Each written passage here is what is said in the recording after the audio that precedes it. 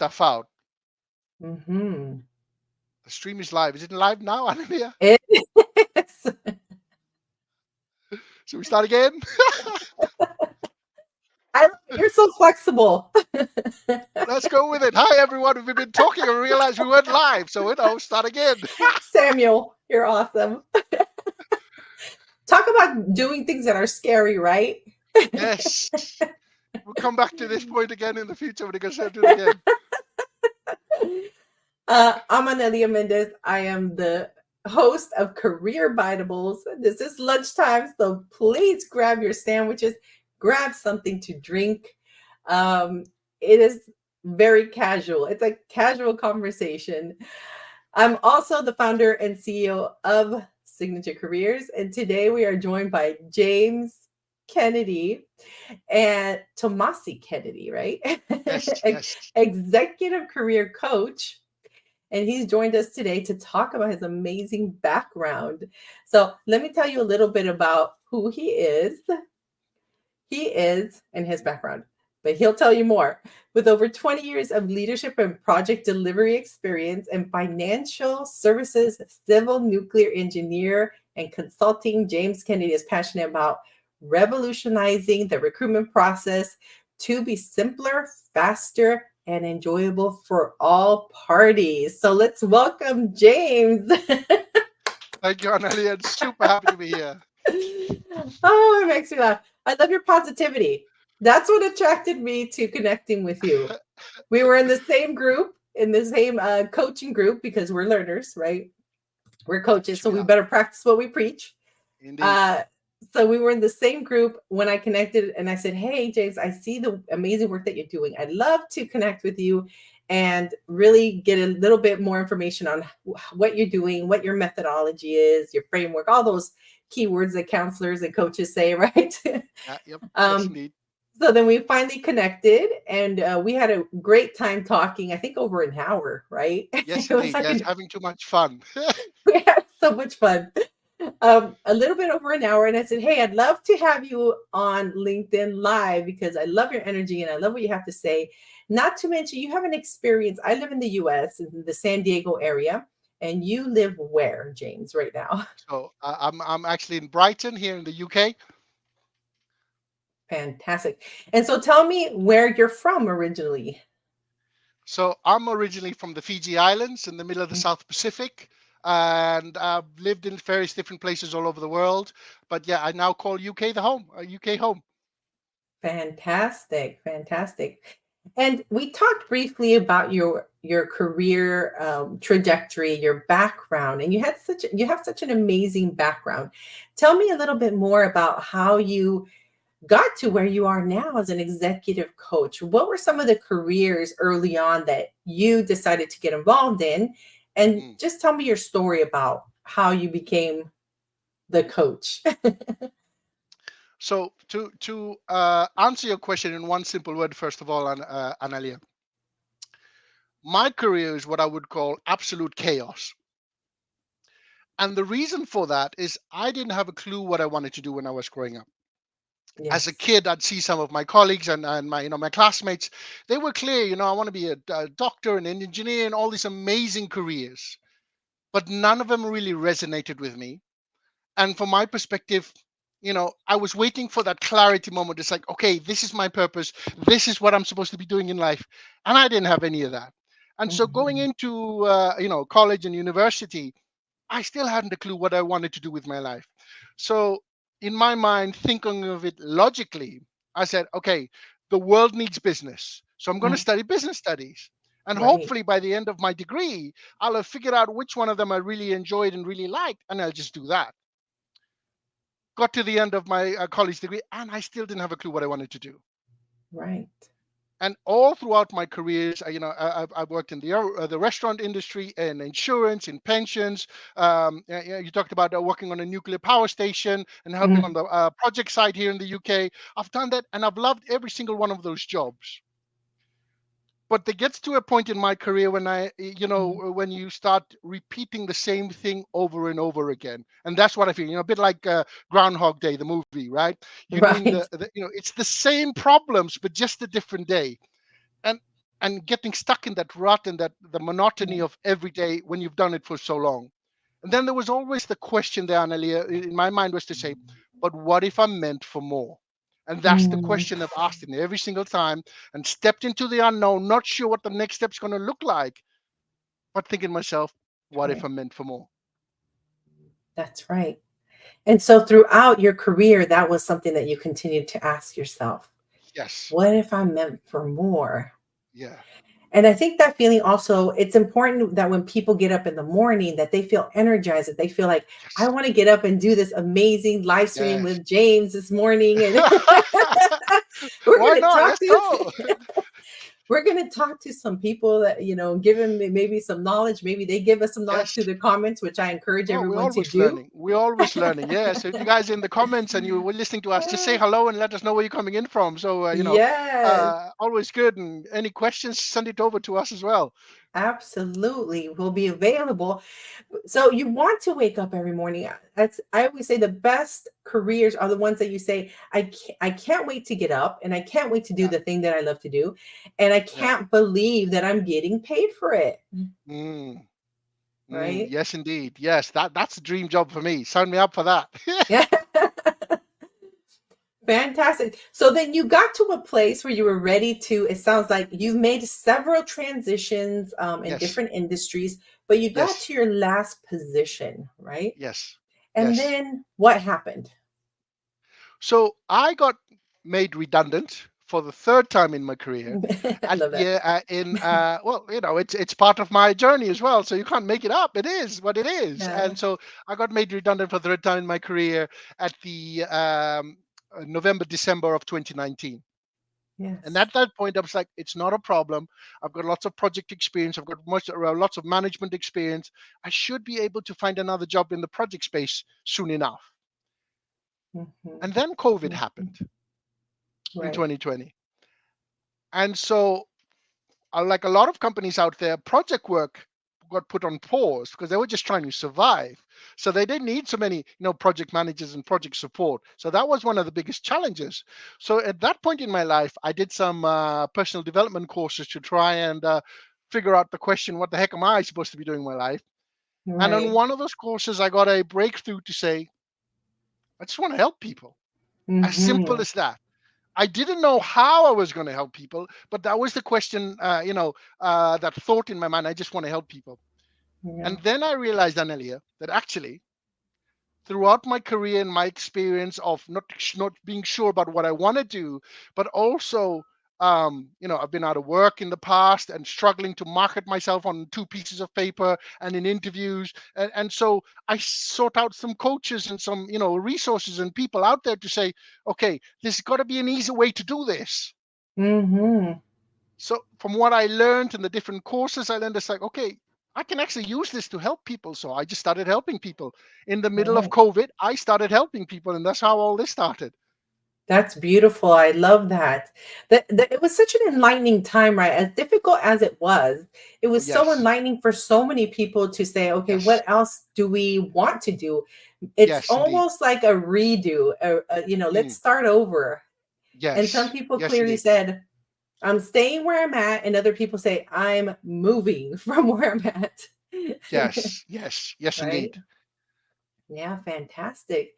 And so, but there's got to be more, right? So you knew wanted to help people and you began to help people. And then when Yeah. did you realize, like, this is it? This is my new career? Whoa, wow, that's a scary thought, right? Like I said, we're going to do this full time. That's a career, really. It's a career. So I think for me there was, I was trying to do both at the same time, but my heart wasn't really going into going back to work because, giving people and helping people to understand, wow, that you're amazing, and we can market ourselves authentically, and we can easily tailor our resume to what the hiring manager is looking for. And I was like, oh my gosh, this is amazing, and people having aha moments. So I think for me, the results I was getting for clients and the breakthroughs we were getting for me, it got addictive, to be honest. And it's just like, Yeah, oh yeah, we're going to do more of this. We're going to help more people. So that's I just kept on going it from there. And that's and, right. and along the way, other opportunities came up. Yeah.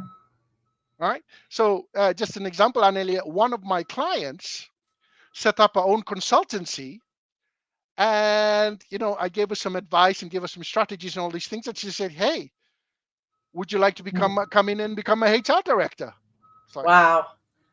okay, yeah, let's do that. So, you know, just by helping people, they help us Yeah. back and they give us more opportunities that they didn't even think possible. Right. I talk about this little phenomenon called when you transition, it Mm, feels like it's so far away, like it's on that side. Like, how am I going to yes. reach that? There's some bridging that needs to be done with a transition. Could you explain what some of that bridging is for you when you work with clients? So I guess for me, the bridging is when I sit down with people, we have a chat, Analia, about what parts of the current, right? So before you look to transition to a different career, for example, right? What parts of your current role that you actually enjoy? Hmm. Some people like to work by themselves and some people love the people element. So I said, whatever the things you love and also the things that you don't like, right? Because you have the things that you want from a job, but also you should be having a list of your non-negotiables as well, right? That's right. Some people don't want to go back to the office. Some people love the office. Okay, so then if you love the office, the remote roles are not for you because you want to be around people. So for me, it's like sitting down with people to like as a strengths-based coach yourself, Analia. What are the things that they enjoy? What are things they like? What are the things that they're good at? And then focus and work from the strengths to match it to the next role. So I always make sure that there's alignment even between what they're doing now and what they're doing in the future, because we all have lots of transferable skills. Forget the job title. We have lots of people management transferable skills that we can move from one job to another. And it's just trying to Mhm. connect the dots for the hiring manager. I love that, connecting the dots. And there's a trend, right? Which is, let's hire people not based off of the diploma or their Mm, education, but off of their skill set. mm, And I'm seeing a lot of controversy around that. Um, but it's interesting what's happened with even that after COVID. Let's hire people, and it was already starting to happen, but now we're seeing it much more, and companies are much more open about it. I know it's not going completely smooth, but I know there's a trend. And then I saw it also. It was interesting. I would help students get into professional school, and I would help them get into different universities or programs. Some of them dropped, for example, the MCAT, some of the big that exams that they need in order to get into these professional schools. So very interesting what's happening right now. You no longer need to meet these test requirements in certain areas in certain organizations. But you said the key word, which is transferable skills, right? yes, yes. And sometimes I think people feel like, I don't have all the things that are listed on this job description. I'm like, well, let's talk about your transferable skills, because it could Yes, make up for those things that you feel that you don't have. Maybe they're more technical, yes, and those are the ones that can get you across and through the door. most definitely.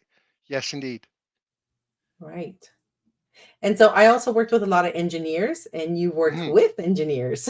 Yes, yes, indeed. Yeah, very clever engineers. Yeah. And so I used to see some of that same dynamics. They have the technical down, but let's bring in some of the other skills also. And the ones that Mm. had both the soft and the technical were the ones that would get hired right away, Yes, because you need right? both. You need both, right? Because engineers don't work in a bubble. They have to work with, non-technical people. So it's how you come across with your communication style, both on a piece of paper and in person, Mhm. on how you can explain technical concepts to non-technical people. And I believe That's that those soft skills are not taught enough. that's right. So now you have to have that ability also as you're moving to different countries and working. Tell me about that. Yes. What was it like to work internationally? That's amazing. Well, to be honest, for me, Analia, it was when you come from Fiji and you move along to, Fiji, I would say is a developing country because it is, and then you move along to these first world countries, right? UK, US, and all these things. There's a huge element of imposter syndrome there. There's Mm, a huge element of, yeah, as a first generation immigrant, there's a huge element of imposter syndrome, but also mhm. that you don't fit in and that you're not good enough. So Mm, all these places and the roles that I probably chose earlier on in my career, I didn't have the confidence I have now. got it. Right, and my profile and my personality has changed over the years from an extreme introvert to slightly more extrovert. So you So that, felt like you grew through the process. yes, the more I Yeah. made mistakes and I learned from it, the more my personality changed as well as part of it. And mistakes don't happen, right, James? No, it's all lessons, it's, They're you lessons, can call yes. it a mistake, so saying, well, but because Yeah. I say, Annelia, from my perspective, all the challenges and things that have happened that helped me to become me today That's right. needed to happen so I could become a better coach for my clients. So I could Mhm. understand some of their challenges, their problems, because I've lived it. So before we go into the technical, sometimes you have to stop and like most managers and most coaches, we have to wear different hats every time we speak to people, right? It's Right. we can't deal with we can't deal with the job part if we don't deal with the mental aspects and all that and get that right first before we can move on. Yes. I always say half the battle is the mindset, Yes, most indeed, most definitely. right? Can I do it? Can I actually transition? Is it possible to climb up the ladder to get to the executive, Mm. level? And so you work with executives also, is that correct? Do you Yes, see that yes, with yes, indeed. executives? Oh my goodness. So, okay, for everyone watching here, what I want to say to you, there's a lot of executives where they are, even where they are right now. When you talk to them about the next level, whatever the next level looks for them, I've said, I'm not ready yet. I don't Mm, have the experience. Even though they've been doing it for so many years and they do it day in, day out, there's something about a job title that they don't have on their resume yet that mm. scares them, Wow. even though they're doing it. Right? So that just because you have an Wow. executive in your title doesn't mean the imposter syndrome automatically disappears overnight. That's Yeah. something that all of us still have to deal with and work with internally to get over. Right. And I don't think it ever goes away. I mean, if you look No. at any big movie star, for example, they say some of the same things still. They still get Yeah. nervous in front of Yes. whatever X, Y, and Z. Some of them say, I never watch my movie, my own movies, Yes. which I Yes. think is so interesting. Um, but I think it's definitely something that is not easy to do, right? It's not easy to Yeah. just get over it. Like there's even a process for that. How do you get Mm. over imposter syndrome?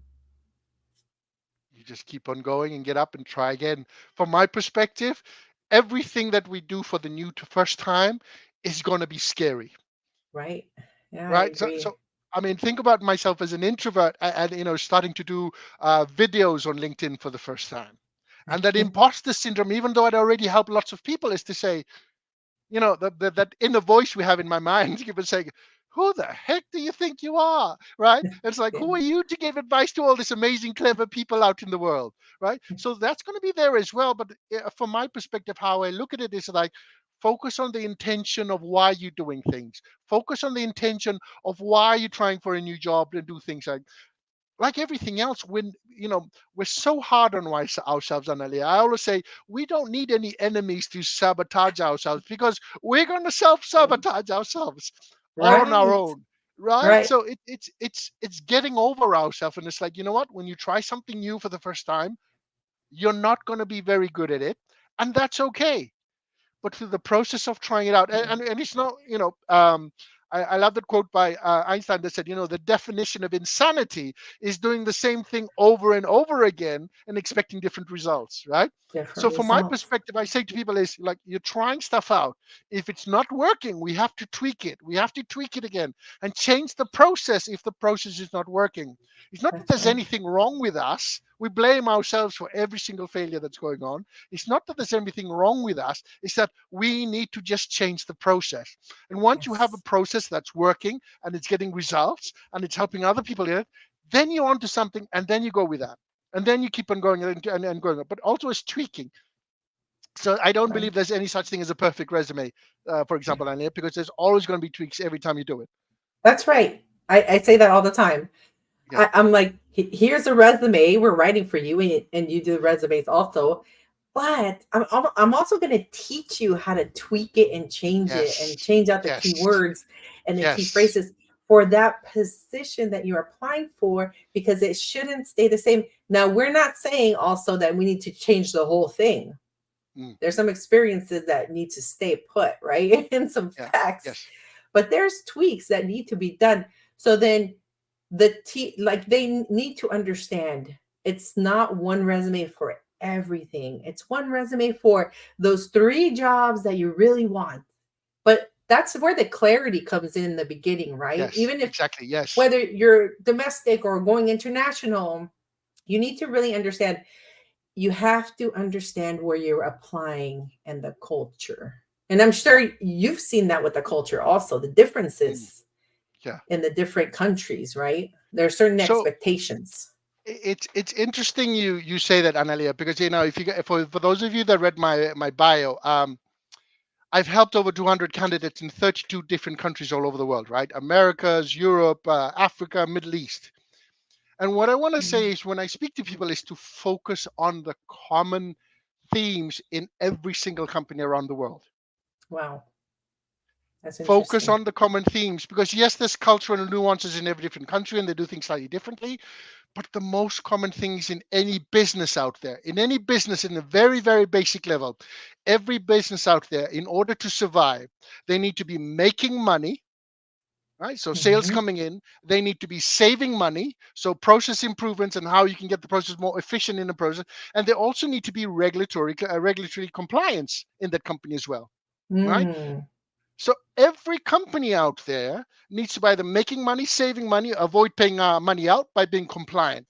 So I speak to people and they tell me all these amazing achievements they've done. And I tell them, okay, but so what? And I say, what do you mean, so what? How did it help the company make money, save Yeah. money, or be regulatory compliant? Because when you tell me that example and you tell me that story on your resume, they can see then how you can come in and do something similar for them. So again, Mhm. even it doesn't matter the country. We all have Annalie, I like to think of a job description as a list of problems, right? Mm. So people talk about keywords. They say, think of those keywords as problems. And so if you look at the job description, you understand the Yeah. keywords. Tell me a story of how you've solved a similar problem related to stakeholder management, related to Yes. project management, cost efficiency, whatever it is they're asking for. Those are the keywords you use as a signpost to say, okay, you need someone to come and do that. Here's my story of how I dealt with that problem, and here was the results. So Mhm. it's tailored there to say, so like I said, I know there's cultural differences, but I don't Right. focus on the cultural differences. I focus on the commonalities in every single company out there. I love that. That's such great advice. I love that. And you're seeing it from across all the different Yes, countries and cultures. different countries as well. Yes, and I've Mhm. had people, if like I said, check out my LinkedIn testimonials. There's people getting jobs from Yeah. the very next interview, because one of the key things I tell people, Anelia, is that your resume needs to be customer focused. Most Mhm. people's resume are customer centric, customer focused. Most people's resumes talk about them, Right? right? This is me and this is what I do. Okay. Being a hiring manager myself on the other side, I can tell you bluntly, I don't care about you Mhm. yet. Yet. Well, because I you're love just that one yet. piece of, yeah, no, not yet, because you're That's just right. one person in Yeah. hundreds, sometimes thousands of applications that come Yes. through that I have to review. And everyone's talking about me, me, me, me. And I Yeah. was like, okay, great, but I don't care about you yet, right? So the Right. big difference I tell to people is Yeah. like, don't talk to me about you. Talk to me about how you can come in and solve my problems, That's right. I love that. I right? Yes, that's the key right there. And I tell Yes, people, you are their problem solver. Yes, They're you're the not ones hiring come in. you. You're the superstar. You're going to come in and save the day, right? That's So right. your document, we have to be excited about our document so that when we send it to the hiring manager, it's like, wow, this That's right. person is speaking to me. This person is speaking my language, aka That's right. keywords, and they can see what I need, and it's making it easier for me on a plate, so I don't have to read between the lines. Any managers or people in HR recruitment come will know looking through resumes that have nothing to do with the job. Mm, right. They're just sending out resumes like candy. Everyone's, LinkedIn, easy apply, easy apply, easy apply. And then Yeah. we beat ourselves up and say, I've applied for 100 jobs and I haven't got any interviews. Right. There And must be that's not something good. wrong with me. Right. I was going to say that really kills people's confidence. Definitely, definitely. And I get it because I've been there as well. And that's what I used to do as well. So I Yeah. know. Yeah. Sometimes I tell them, stop, do me a favor, stop applying. I need you to stop for a minute. And So then, the thing I would say, Analia, to that, what you're saying is quality over quantity. absolutely. All right. We're going to narrow it down, like really Yes. focus, right? But we talked about some of the foundational things that need to happen ahead of time. The foundational, the things that we tell ourselves that we need to get over, and then your strengths, your skill sets, your transferable skills, and then how do you showcase those things? And I would say, how do you set yourself apart, right? What sets you Mm, apart from the competition? Let's think about right. that for a little while. Yes, yes, yes. Can I add my 2 cents to that, Analia? Absolutely, absolutely. That's what Right. we're here for. Right. Okay. So for everyone listening here, the one things I want to Yeah. say is like in terms of what I do, I love sales, I love marketing, I love storytelling because we all love stories, right? But also psychology because there's a lot of psychology in what we're doing as well, right? So That's right. if for everyone watching, think about when you pick up a book for the first time, right? And then we look at the picture, the front cover, but we also look at the jacket, the back of the book to read it, right?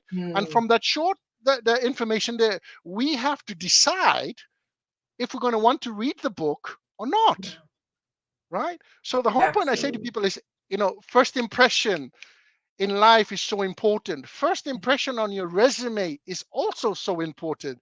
It's all about, understanding their problems, tailoring the first half of your resume. We're not talking about tailoring the whole resume, tailoring the first half of your resume to what they're looking for to Mhm. increase your chances of getting shortlisted for an interview. I remind people that, a resume is not going to land you the job because people want to give me 7, 8, 20 pages plus War and Peace of their entire career. I was like, I don't have time to read all of that. That's just Right. laziness to catalog it. Give me Yeah. the best of you. So one of the things I talk to people about is having a key achievements, a key accomplishment section. You have your summary on the top and then a key accomplishment section. Based on what they're looking for, you look for the relevant case studies that matches the keywords that they're looking for. You could even put the keywords as the signposted header for these key achievements in there that matches what they're looking for. And then That's tell right. your true and authentic story of the results and what you did to either help the company, a previous company, make money, save money, or regular compliance. As a I hiring love it. manager on the other side, what I say to people when on the other side, when I read something like that, they say, this person understands me, this person sees me, they understand it. You increase your chances of landing interviews. There's no hard and fast rule that you will get it every time, but the whole point about it is that you're learning to tailor your message to what this one company is looking for. That's right. That's right. That's so good. I love it. That's so good. I was thinking we could spend a whole hour talking about like how to just do what you just described, right? Yeah, yeah, It's so good because that's a piece that I see people are missing over and over and over yes, again. yes. And it sounds like it's the same thing that's happening all over the world. All over the world. And the other thing I want to say to people as well is, a couple of things. First off, there's no such thing as a job for life anymore. Right. So one of the Yeah. things when I teach people is like, these skills, once you learn once, you can reuse for the rest of your career. But Mhm. also more importantly, as a parent myself, the thing that I want to say to people is if you're having problems with your career right now, what are our chances our children are going to have similar problems growing up? Mm, Because if we don't know what we're doing, how we're supposed to help them break the cycle so that they're not going mm, through similar challenges as well. All right. right. So that's why for me, it's like, I do a lot of free content and I just share stuff. And I say, guys, we got to do things differently to make it easier for the hiring manager That's to right. see our value, to see our worth. That's right. And I have them put themselves in the shoes of the recruiter or hiring Mm, manager. They're yes. looking at hundreds, the Yes. HR gets thousands, and then, hopefully if they're using the applicant tracking system, which again is a whole other topic. Um, but you want to get that short list. You want to get Yes. to like, this is who I am, and I can be that problem solver, that missing piece Yes. of the puzzle, Yes. right? Definitely. Fantastic. So tell me, what are you currently doing now that you're kind of refocusing a little bit? We talked briefly about recruitment. Yes. So my perspective is I'm looking at a holistic view of the whole process, right? So Mm, on the one end, I'm focusing a lot at the moment, Annalie, on the because I want to help people get a dream job. Okay. yes. If you have that question, what am I meant for more? One of the prerequisites of that is that you actually have a job. Hmm. Because if people are struggling to pay the bills, forget dream job. I just need to pay the bills. So we got to worry about the basics. So what I'm looking at that I'm focusing on people actually in work at the moment, and they're trying to figure out what it is I want to do. But so while the bills are coming getting paid, they have a bit more time to figure out clarity of what they want to do, and then work to pivot and only apply for the jobs that are next level jobs for them instead of the pray and spray and apply for as many as possible. That's happening with a lot of people Right. out of work. Okay. But Right. on the other side, my Mm, whole point that I'm working on at the moment is like, okay, how can I help companies out there reverse this process to say, how can we make the candidate experience simpler, fun, and easier? Teach people before they apply what the company's looking for, so that even if they don't get a job with that company, they have some tools and experience they mhm, can use to help other companies as well, mm. or to help the candidate, sorry, land a job somewhere else, Got it. right? Imagine if a company out there, even though you didn't get the role, it's like, I'm sorry you didn't get the role, but if you use these Yeah. tools and tips and techniques, this can help you on your journey, right? Yes. So many posts I see on LinkedIn about the candidate experience, and it's terrible, and you get ghosted. And it's like, we're in a day and age where an email, just to let people know, doesn't cost anything, and it's not that complicated to set up with all the technology these days. So, from my Right. point, is to say everyone should at least be getting an email of whether they got through or not, and rather than just get ghosted and not happening. And if people are going to go through the interview stage, they should be getting a more tailored email, maybe some feedback. I know it's controversial, because not controversial, but some companies don't want to do it in case they get sued, for example, right? So Right. it's a huge Yeah. challenge, right?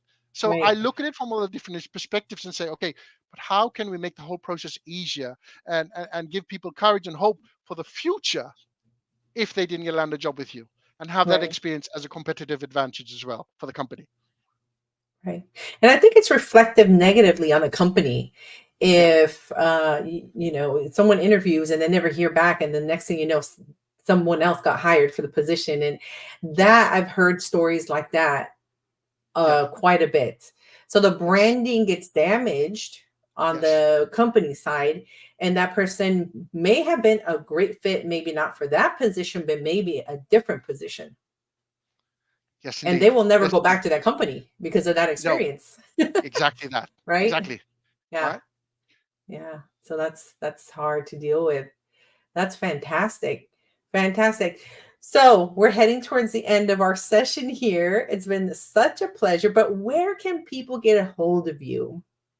Okay. So for all of you watching on LinkedIn, obviously I'm on there, and I've deliberately put my middle name, my Fijian James Tomasi Kennedy, because there's a million and one James Kennedys on LinkedIn, right? So from my perspective is, again, in terms of your brand, what you're putting yourself out there is, how do you stand out from the crowd? And so Good. I know for sure there's only one James Tomasi Kennedy on LinkedIn. So for you guys watching this, you want to connect, that's me there. And on my LinkedIn bio, guys, just to say is there's some free content I've shared in the past that have helped people land a job without ever speaking to me. Mm, So, check it out. And if it helps you, great. And if you get a job out of it, let me know so I can celebrate with you because, there's so many people in the world. I can't help them all. So I just put some free stuff in there for you guys to help yourselves. fantastic, fantastic. And so, what's your final big tip? I know there's so many. You had so many amazing golden nuggets. So many great tips regarding Wow. transitioning and skills and the resume. Yeah. But what's the one big thing that you think this is a must of today if you want to get hired?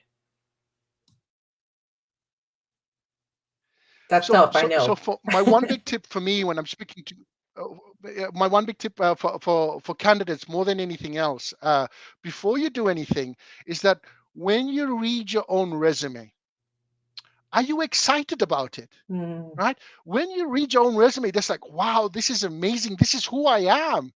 Because if it's not, we can change the story. right. And like I said, find someone there out there. It doesn't matter who it is, but find someone out there that's gotten proven results to Mm, help you change your story.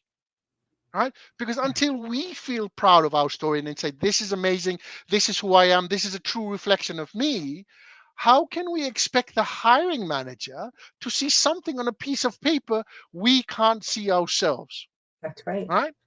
And That's right. Analia said from the beginning, half the battle is mindset. And I said, like, you can't do anything else Mm, until we get the mindset right in anything in life. So whether you're looking for a job or so looking to start your own business or coaching, like Analia and I are doing at the moment, yeah, mindset is the foundation for anything you do. So know your story, know your worth, and be yeah. proud of it. Why the heck not? Beautiful, beautiful. Thank you so much, James. It's been such a pleasure. I love your energy. And if you work with James, that's what you're going to get. You're seeing him. You don't get anyone What you different. see, what you see is what you get. What I want to say to people is, the great thing, Annalie, and I'm sure you know this as well. The great thing about running your own business and your practice is, right? We get to choose who we work with, but also at the same time, the corporate mask has come off, right? Hmm. So we don't have to pretend to be anybody else, but who we are. So again, like I Yeah, say, this is why it's the most liberating role I've ever done. I don't have to play the politics game that we all have to do in the corporate world, right? yeah, And so well, like I said, this is just who I am, and some people hate it, and some people love it, and that's okay too. right. They're your match. If they find you Yes, and they like you, you're the right match for them. vice versa, vice Right. versa. So it's all good. Right, fantastic. And so I have before we wrap up here, I have a little plug-in. I just launched a brand new course called 5 Steps to Your Winning Resume.